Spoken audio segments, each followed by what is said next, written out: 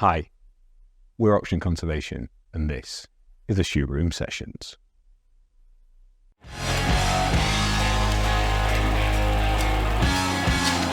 Hello, Duncan. Welcome to the Shoot Room. Thank you, Rich. It's a pleasure to be here. Can you tell people who you are and what you do?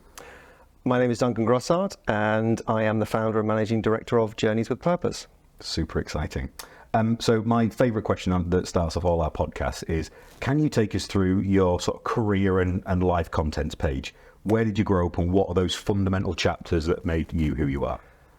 Okay, so I was born in the southeast of England on the Surrey-Sussex borders, not very far from the South Downs. And I grew up in a kind of, I suppose, a menagerie that was really my mother's making. It was a bit like the Good Life back garden with a sort of a My collection. first crush. Well, Not your mother, Felicity Kendall. Yeah. Felicity Kendall, absolutely. So it was, a world surrounded by animals of dogs and chickens and ducks and tortoises and horses and ponies and so on. And so I had that sort of moulding experience of being surrounded by animal life and being close to the South Downs. So I'm very much a countryside boy, and that's how I grew up.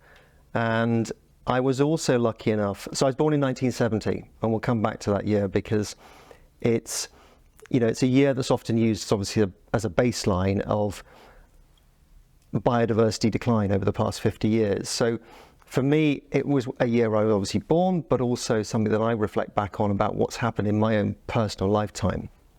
But I was also lucky enough to travel from an early age. So in my mid-teens, I was lucky enough to go to Kenya and also other countries in Africa, Zimbabwe, Zambia, and also India, still in my teens. So this was a great, privilege for me to be able to see other parts of the world. And I think that combination of growing up with animals, growing up with travel, certainly shaped my early years and led me to study zoology at university. So I'm a zoology graduate. That was in London. I also did a master's degree in equine science in Ireland. And so those were my formative kind of years, if you like. And along the way, of course, David Attenborough, Jacques Cousteau, and learning the power of media, I suppose, and storytelling.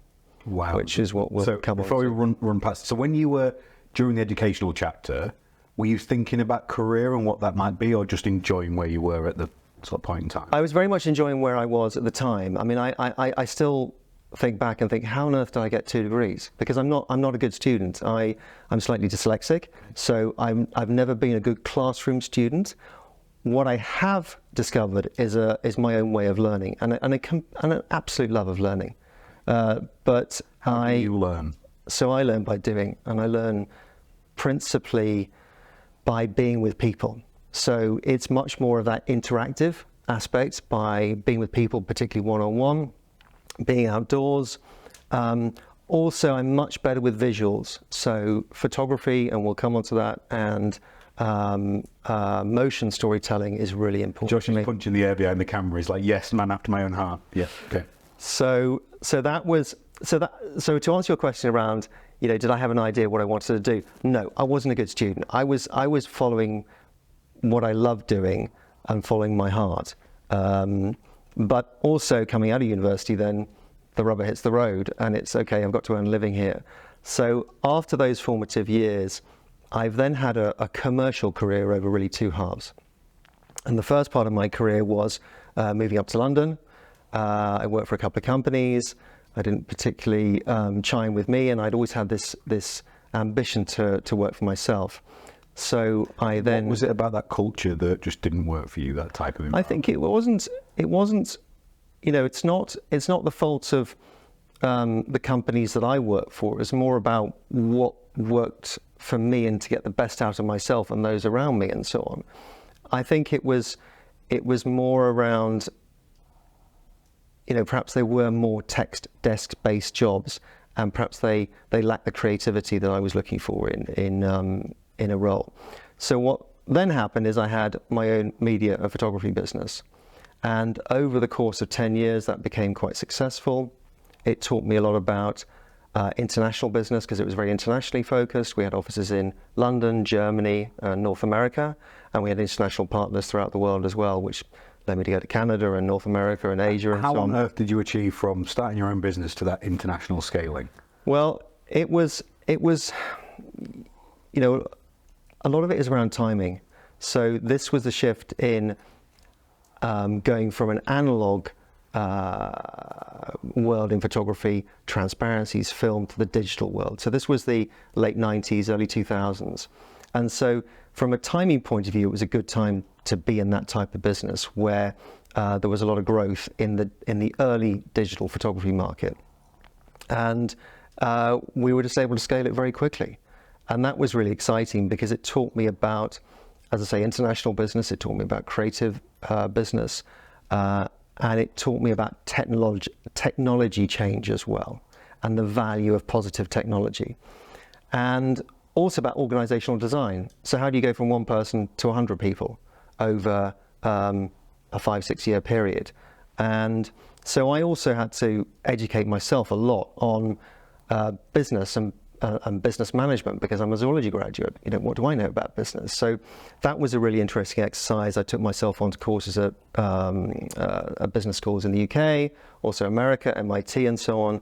And I joined some business networks, some large business, international business networks. Who helped you the most during that period? Who was your person who you look back now and you go, wow, they helped? I think it was, I can't prescribe it to any one particular person. It was a group of people. Yeah. And the group of people were these wonderful group of owner-managers, entrepreneurs, who were striving to create new things and new businesses. Because often it's not about the money. You know, that's not been ever a driver for me. It's about creating something of magic or solving a problem or whatever it may be. And so there were all these people along the way that gave me guidance or gave me help and support. And I think that's such a powerful sort of note and sort of cue for people out there thinking about business or their careers. You can learn something from anyone, and if you can have that network of people who are doing the things you want to see happen, what's the one bit, the nugget you can pull off them and pick the favourite bit? Exactly. And the next person, oh, I can learn that from you and that from you, and that's brilliant. And then you're the amalgamation of those incredible marginals. Exactly. It's little bits along the way. I would also say, and it's a really good question to be asked, is it wasn't just the business people. It's also family and friends. It's all the people in our lives. And when I really think about the best benefit that I received from some of these people, it was they simply listened when I was going through certain hurdles or obstacles or challenges. So you're running a business, Rich. I'm running a business. Inherently, we don't necessarily like being told what to do. We like to solve problems ourselves, but we like to be heard, we like to be listened to, and we like to then get feedback on the basis of that. And that's incredibly powerful. That ability from other people to listen to what your concerns or challenges are or opportunities. I don't know about you, but one of my rules about hiring, so I only recruit people better than me in a meaningful way. Totally, yeah. And people will tell me, I disagree with you, you're wrong, this is a better scenario. I love, people sometimes assume that I don't like being told, I love being told I'm wrong. And actually we were in a coffee shop yesterday, I had a meeting with an external person, they were asking about the business. And they said, what on earth do your team think about working with you? And I'm like, well, two of them are sat at that table over there, I'll go pay, you go ask them. And they rocked up and asked you exactly what it was like, right? And I want to be told I'm wrong and for people to put their ideas forward, because otherwise you're in your own echo chamber. Absolutely. Which is horrific, because I only know what I know. I don't know what other people know and experience. I think that's so true. It is absolutely about hiring people better than yourself. The reverse, if you actually break the reverse down, that is intentionally making your business worse. If you hire someone worse than you, totally, yeah. What are you doing? Yes, you've got to find those stars that are going to elevate the business as a whole, yeah, and their peers and the whole team. And when you were scaling, how did you find your stars? So in the initial days, probably a lot by trial and error. But as you build a reputation, as you build cadence and momentum, then you can start to bring in, good people and understand how to bring in good people as well. And that was a learning for me about the rigor of bringing good people, but also about the identity of the brand. So a strong brand stands for something and correspondingly doesn't stand for other things. So if you have a clarity of the brand, that will naturally attract, and also what the brand stands for and the values and the principles behind the brand, that will naturally attract good people and the right people. Because on the other side of the equation, from people better at the task than we are, it's people with those shared values and principles and beliefs. Because we always know the road is going to be rocky as we go through. And how can we get over those challenges as they arise? You know, the good times are easy. Anyone can do those, but it's getting through those challenges and those hurdles and hitting those targets. And that's where being with people who have shared values, shared principles, and who are really skilled, or they learn those skills. I don't really hire for skills. I hire for values, and I hire for ambition and a drive to achieve. We talk impact. about hiring for the ceiling, not the floor. Yeah. You hire for that potential, that possibility of what it might be, not where someone is today. It's especially true, and you mentioned the timing point, which I feel so fortunate about the timing of oxygen conservation and when we're progressing forward. As you were the sort of first in that period where the transition was happening in the market, it's the people who are doing the jobs aren't necessarily out there. You've got to grow them and build them. So we're having a lot of discussions at the moment about the future of estate management roles. Yeah. We're at Monaco today, and we've got Charles here, who is incredible. The definition of an amazing estate manager. But I think that moniker of estate manager right now for the next generation coming through is a burden, is not a help. Because I tested this the other day with a group of people outside the business, new graduates, young business owners, a similar sort of people you were talking about that are starting things. And I said, what does estate manager mean to you as a title? And the consistent thing back was arrogant old man. And that's not one individual at all. It's not casting aspersions on anyone, but just the title invokes a certain imagery. Well, that's not what we're trying to put out there in the marketplace. And I'm kicking myself a bit with that recruitment, actually, because every other job title, we've been playful and with like head of storytelling and our head of and lead on data management, we called, the title was just someone awesome at GIS. And because and I don't even know why we did it. I think it was thinking that it would attract the right sort of part of the market. We conformed to the norm of advertising for estate managers for the first time. It's like, why on earth did we do that? We had a system that was working wonderful. So we're about to pivot that and play more to the fact, and it's perfect timing to have you here. We're going to advertise for a professional adventurer who wants to come and spend 2 years in Scotland transforming an estate up there and really play to that side of things. Sorry, go. Terminology is important. Yeah. And I'm going through this process now of how I shape journeys with purpose within the travel context, within the travel industry, and trying to avoid the traditional terms and the traditional cliches and focusing on impact. So yes, getting the right terminology, the right role is important, I think. Yeah, because it can be a barrier if it's not. Or it's easy then to fall into the norms of what's gone before, rather than breaking new ground, which is what we're both working on. That's why I'm kicking myself, because we never do it anywhere else, and that one I've just gone, oh no, just conform, and it's just not us. I've digressed us off. So you are scaling internationally in terms of the photography and visual business.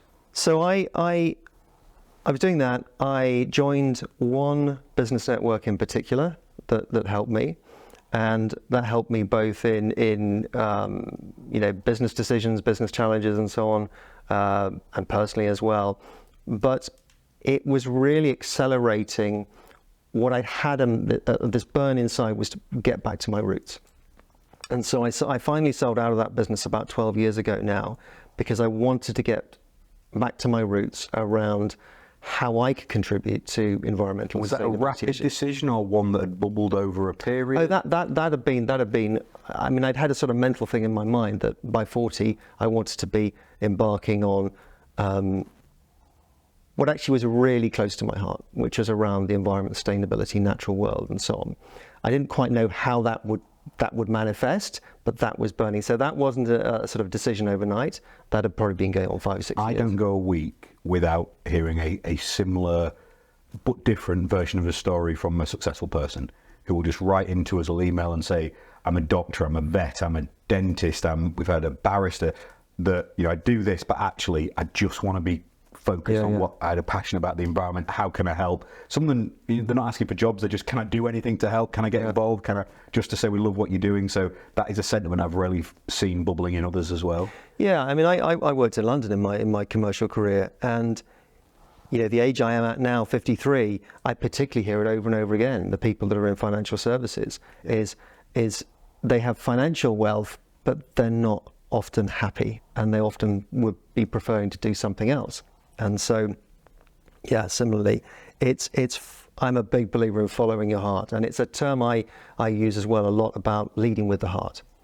So, you know, perhaps again we'll come on to that with what I do now. So that's been my world over the past 12 years. But in more recent years, so your exit year was what again? Sorry, what year did you sell? Was finally at the end of 2011, 2012. Yeah, 2012. So, and did you celebrate that with? Was there a definitive chapter point in that career? Did you do anything specific, or straight away rolled into exploring the next? Yeah, I mean, it was probably rolling pretty quickly into the next thing. Nice. Yeah, it was. You know, certainly had some fun along the way. And I said to Charles, you know, one of my great passions is wine, and it's nice to drink, but it's also a farming product as well. So it's that relationship to nature. Yeah. So organic, biodynamic winemaking is very interesting. So yes, I've had some fun along the way as well. But it was what it did take time to do was, I think, find my feet in where I think I could make my best contribution with the natural world. And so it was really 6 or 7 years ago, I started hearing properly about some of these large ecosystem restoration projects, these rewilding projects. And the one that stands out, and it stands out to this day, is the work of Tompkins Conservation. So I began to help where I could with events, with media, with fundraisings and so on. But I wasn't really satisfied with that either. How did you make that initial connection there? It was through a network of people. I think it's probably, I've always been interested in making new connections. And again, that's probably reflected as I talk out loud now with what I do now, and meeting kindred spirits. One of them was Paul Lister-Allerdale. You know, he's been really, from the early days, pushing rewilding work in Scotland and other areas as well. So that was one, but there were others as well. And I was fortunate enough to connect with Chris Tompkins herself in London a few years ago. And so I thought, where can I create my best impact here? And I really dug deep on my own experiences and what had helped shape my life. What was driving me? Why did I want to do this? And it was that combination of supporting natural world causes, rewilding, ecosystem restoration, but also travel as well. So at the end of 2019, I founded Journeys with Purpose to create conservation experiences with these great conservation leaders around the world. And to me, to move the needle on how we can bring more people into rewilding, more people into restoring the natural world, is to lead with the heart.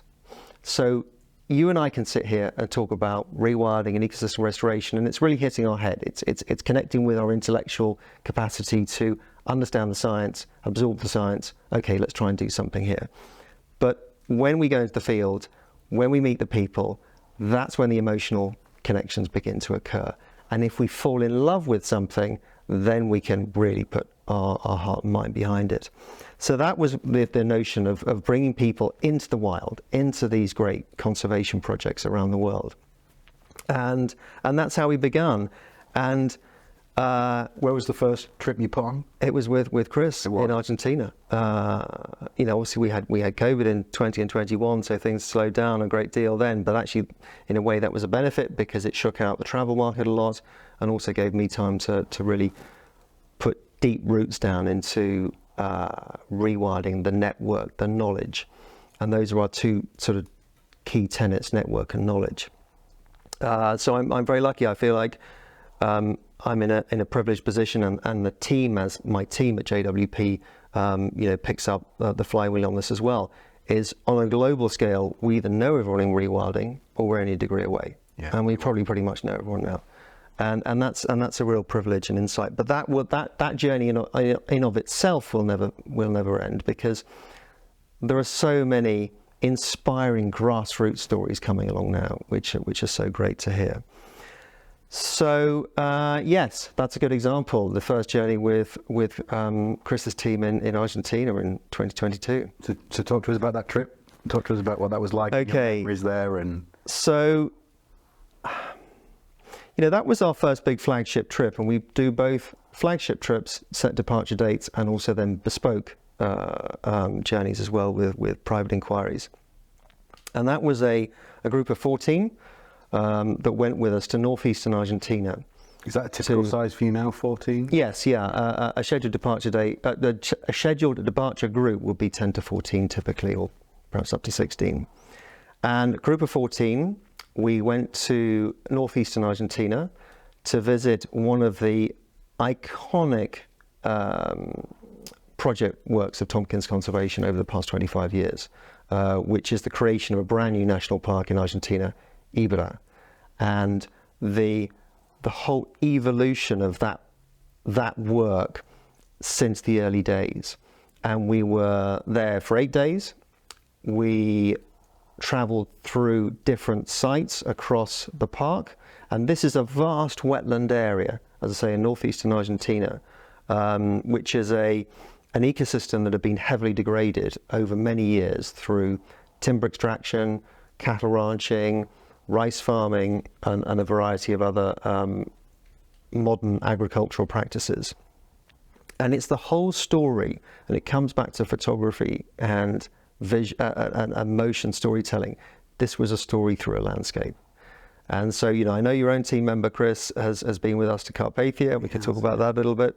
But this is the remarkable story, and it is probably the most iconic of them all, actually, in terms of its scale and what it's done to landscapes, is how you can secure land on a scale of almost 2 million acres now, from engaging with the local communities, the local municipalities, the provincial government and the national government to put this park together, and how in its most emblematic fashion, how you were introducing an apex predator, which is the jaguar, after a 70-year absence.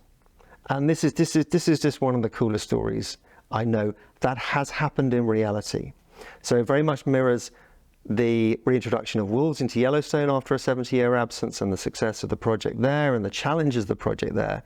But this has happened in Argentina, and it's happened with the local team led by Sophia Heinonen, who has been working with Tompkins Conservation for over 20 years, and the team that she works with now.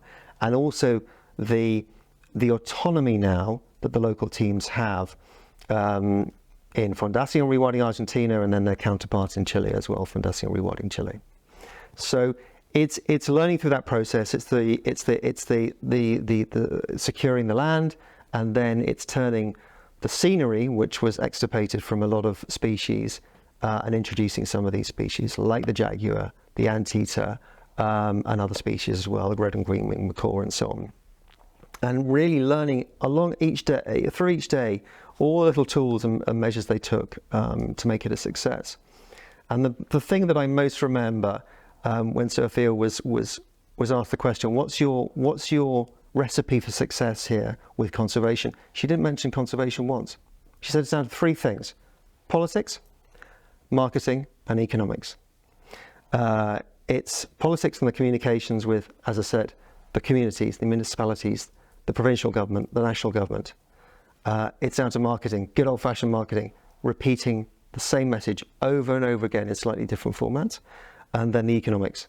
If you're going to ask local people to exchange what they currently earn from the land into something else, you have to provide not even equal economic opportunities, you have to provide better economic opportunities. So how do you create nature-based enterprise?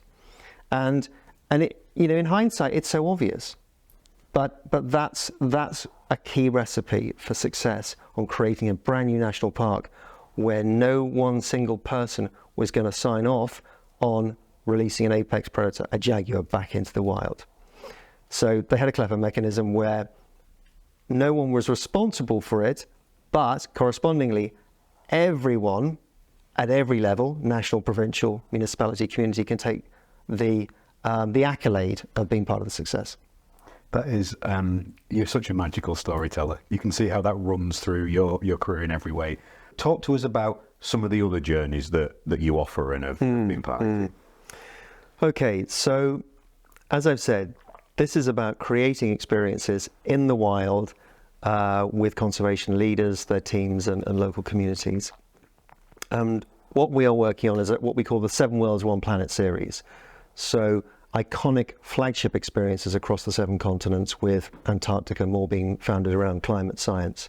So in terms of other project partners that we're working with, as I said, there's Fundación Rewilding Argentina, Fundación Rewilding Chile.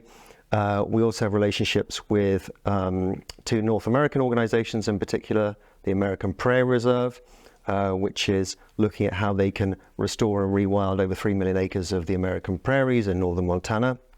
And that's led by a remarkable lady, Alison Fox, and her team there. We also have very good relationships with the Turner team. So Ted Turner is known for this sort of CNN and commercial fame, but actually his real legacy is around conservation across his privately held properties. And I believe he's the US's second largest private landowner now, over 2 million acres. So they have some remarkable properties and project work underway, from bison down to tortoise and birds and all these different things. And that in itself is a remarkable story, just those 2 projects in North America. We also work with Carpathia in Romania, which, as we've said, Chris travelled with us last year to see that. And that is around creating the Yellowstone of Europe, a brand new national park in the heart of Europe, the green lung of Europe, in the Carpathian Mountains in Romania, of over 600,000 acres.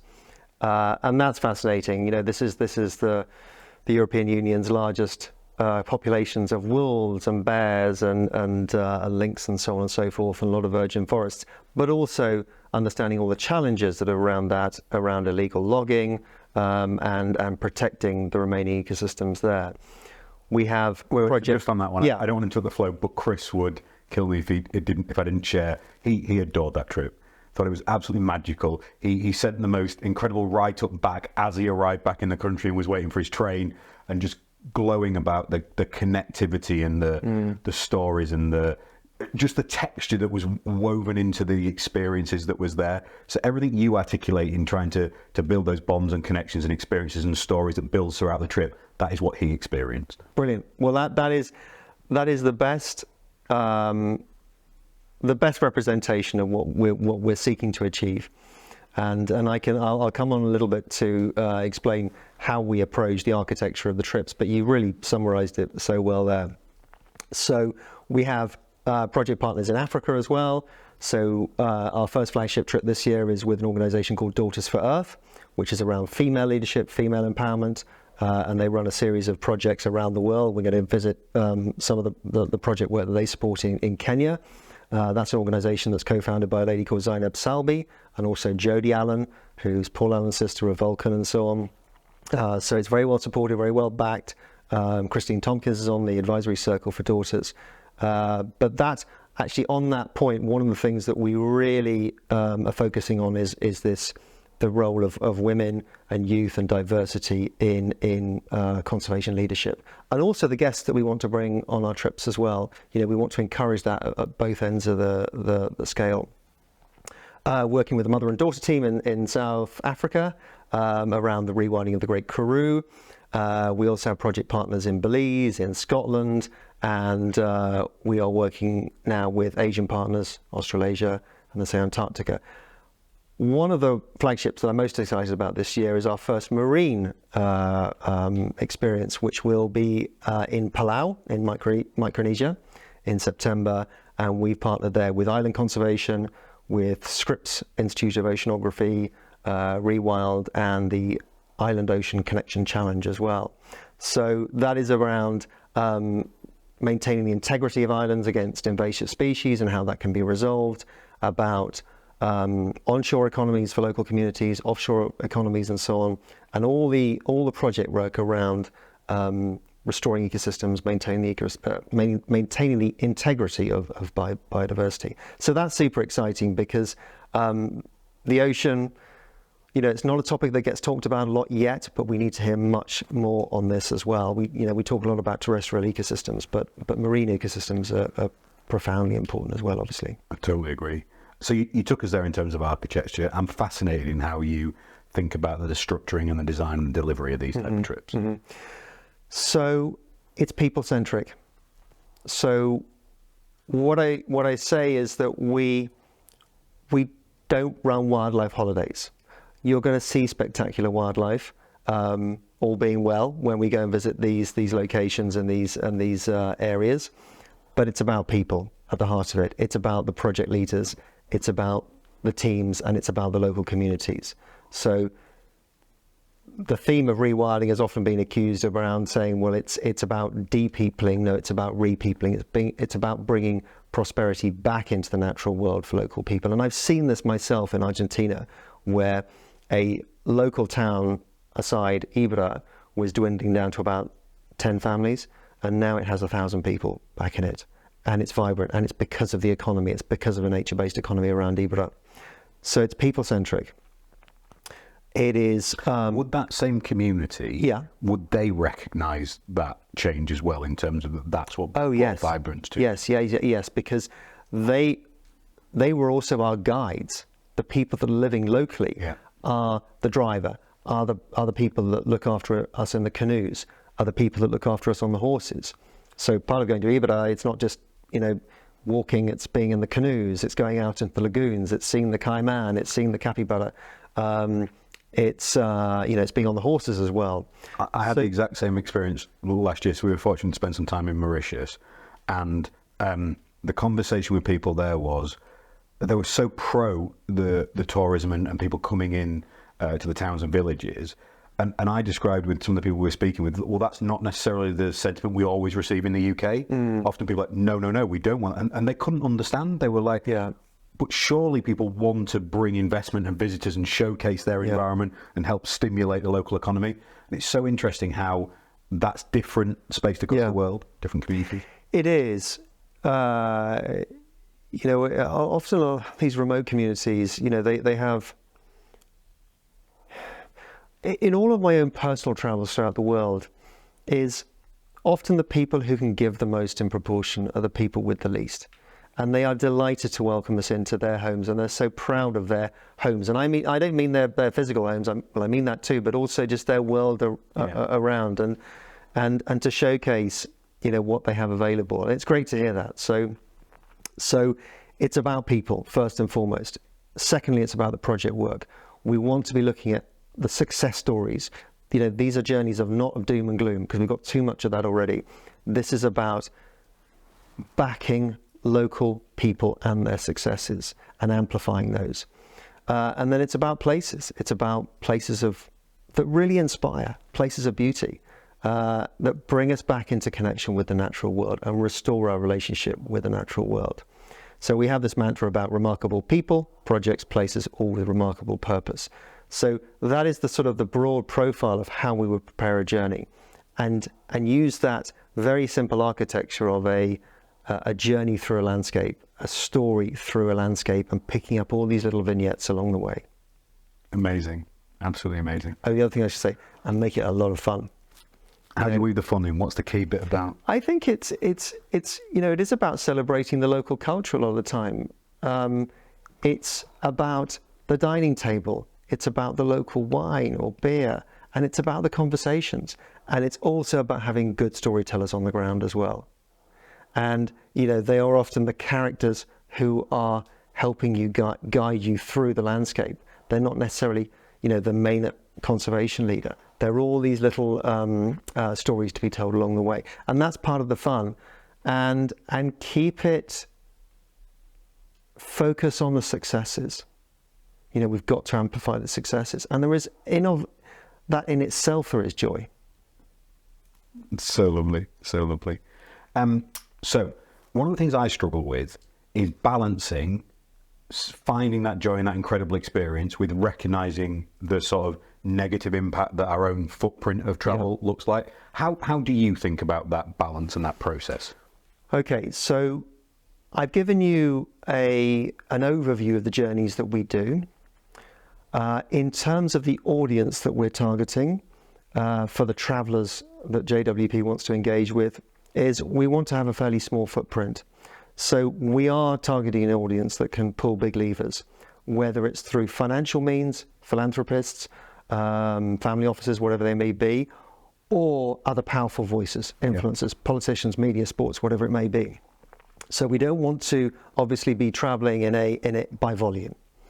In terms of how we look to mitigate that footprint of in itself, there are also flights as well, and I recognize that is a significant carbon footprint. Is what we do is we embed mechanisms within the journey itself to provide more positive impact than, say, our carbon footprint or our footprint on the ground. So those include broadly about a 20% proportion of the trip price as a donation to the local cause that we're visiting. We also have an overall impact pledge of 1% across all of our journeys, whether they are flagship or they are bespoke. That is a direct contribution to foundations and causes, and that's through being a member of 1% for the Planet. And I would encourage any organisation out there to join 1% for the Planet, and that's 1% of your revenues going to good causes. 1% of the Planet is co-founded by Yvonne Chouinard, of the founder of Patagonia, and its philosophy is really around we've got to pay for our rent on the planet. Rent. The planet is really our landlord here, and let's make sure we pay back into that. So there is a donation. There is 1% for the Planet. We are B Corp certified, and we're actually the world's highest scoring travel B Corp. Because I think we're not a travel company, we're an impact company where travel is our medium. So trying to put the right measures in place structurally around our community engagement, stakeholder engagement, environmental engagement, and so on. And embed within the business as many measures of good governance as we possibly can, and outputs as well. I think it's the net effect, right? It's the net effect. And sorry, just to finish up, is that in addition to the fixed donations, we're not prescriptive with our guests on what their contribution is from that point forwards. It's about the learning experience and what they take from it from there. But of course, we have guests that provide further donations as well, which is fantastic. But that's entirely voluntary. So that's our way of really creating that positive impact. I think all of us just have to try and find that way where we can seek balance. And one of our team has a great phrase that we don't have the luxury of black and white. We're trying to work and solve problems that are in the grey. So, we often have to travel a lot for our work as well, principally in the UK at the moment. But that has a footprint. But it allows us to acquire land at scale that can do a huge amount more good than the cumulative impact of that footprint. So, I love the way you're approaching that. So I'd like to bring you back to the UK now and think about what does the ecotourism side of things look like in the UK from your perspective? It's more of a challenge. It's easier for us in some of these larger project areas overseas. What could it look like? I think it's on two levels. One is the practical journey in the UK. How can people visit project areas, say in Scotland or in East Anglia or in the Southeast? We know what Charlie Burrell and Izzy Tree have done at NEP. Yep. Go and visit. Go and understand what's possible. Looking at developing nature sites and rewilding sites within the UK. The other aspect is how can we encourage people to have a different expectation about their travel experience within the UK? So yes, our journeys are about rewilding experiences in the wild, but I also talk a lot about rewilding what's going on inside our heads. You know, we've probably all been along this journey as looking at landscapes differently. So can we encourage a demand from people to want to experience wilder nature within the UK? It's really interesting. We've asked that sort of question in a sort of online poll recently about how we can help people understand that nature isn't neat and tidy. Yeah. It's not a manicured lawn at a National Trust property. Yeah. It is scruffy, wild, and some of our neighbours will say, "Oh, that's unkept now and abandoned and looked after." It's like, no, that's a woodland. Yeah. That's what they look like. So I think it's really interesting about giving them that experience. And sorry, you going to go? No, you know, as you were saying, Rich, this makes me think is that we should be able to take joy from that it is, in the modern term, messy and scruffy. Yeah. Why should we go to a jungle in Brazil and look at the awe and the wonder of it? And it's all this diversity going on this complexity, and the path is unmade. Why can't we expect that in the UK and demand that in the UK? And we should, actually, because there is more joy and wonder from that, in that type of experience in the natural world. So it's about rewilding our expectations and our mind, looking at the landscape in Scotland and marveling at the scenery, but beginning to understand it's a stage without actors. Let's put the actors back in. Let's put some of the mega fauna back in, the predators. Let's put some of the big, you know, flora back in as well, the trees and so on.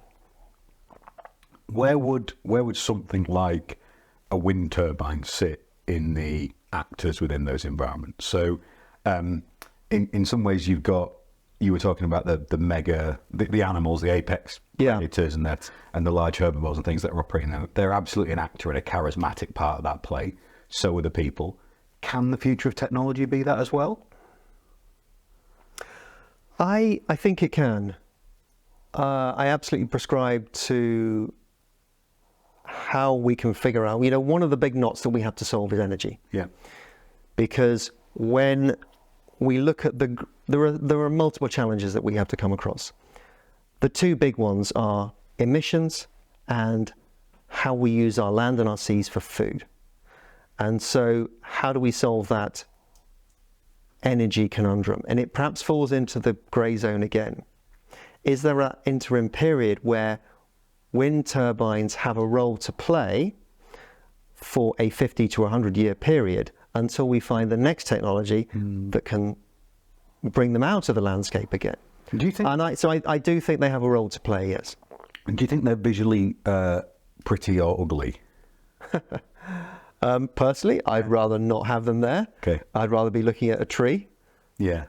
So I actually think they're pretty in terms of the elegance. Yeah. You know, some people like a Dutch windmill, for example. Yeah. I like the elegance of a wind turbine. I appreciate it's a different perspective. We had a fascinating conversation last night with the team about sort of four of us. Everyone felt they were pretty. And then we delved into, do you think they're visually pretty, or is it because you understand what they're doing and the impact on the world is positive? And there was a split on that as well. And it's interesting because, again, back to the shades of grey, we've got large-scale landscapes in Scotland where we are pursuing wind at scale because we think cumulatively net effect it's the right thing to do on part of those estates. Do I think it could have a negative impact on ecotourism visitation to those in the future? Yes, it could. Equally, could it pivot a different type of tourism where that is another actor in the play and another part of it? I think that's possible too. And I'd agree with that. It's reimagining our landscapes. Yeah. So what can we work with amongst the compromises that we have to make? You know, population pressure, bringing economic vitality back into rural communities. So in that regard, they do have a role to play. And often, what I'm learning from my work with a fantastic low carbon, our wind partner, is often you wouldn't, where turbines would ideally be, wouldn't be suitable for tree planting anyway. Yeah. So it's interesting. We've got big areas of open hill. Now that it requires a compromise in itself that you may need to disturb elements of peat in order to position wind turbines where you wouldn't be able to put the trees in the peat anyway. Now, wonderfully, you have to restore more peatland than you would disturb, so a net effect on it. But actually, you end up with a different type of mosaic landscape. So whereas in the past in Scotland, you'd have the mosaic that was the patchwork that was presented by the grouse enthusiast visually, you now might get a sort of wider patchwork of where is there more forestry potential, where is the peatland restoration potential, is there an agriculture, a regenerative agriculture component, and is there a wind component? Maybe a lot of process to go there. My final question I want to ask is, if you could give the UK industry that one push of how we do help it become people really valuing travel and experiences over here and make visits and experiences more regenerative, what would you advise the people with land and operators that they should do? Be brave. What great piece of advice for everyone, right? Be brave and reimagine a future. There are a variety of changes underway in the agricultural, the rural landscape, and how we use it, and think about creating a new future, not just for yourself, but for your children as well. And the great thing is we have examples already in place. You know, with Annette, with the work that you're doing, with work that others are doing in the UK, we can always reference examples overseas as well. But look at, stretch out into the future. You know, I know there's the reality of putting bread on the table today, but reimagine a world. And landowners have this incredible treasure of being, having the ability to create an architecture over their land and bringing people back into the land as well. And I think there's great economic opportunity in that as well. I completely agree. Thank you so much for finding the time. You are a magical storyteller, and I've loved our time together. And my intent of structuring the podcast this way is I'm hoping to travel with you in the coming months, and whenever we can make that possible with the diaries, and then we'll bring you back again and we can do a deep dive into that trip and talk about our shared experiences. So thank you again. That's your first shoot room session. Rich, thank you. It's been my pleasure. And yes, I've so enjoyed talking to you. Thank you. Bye, guys.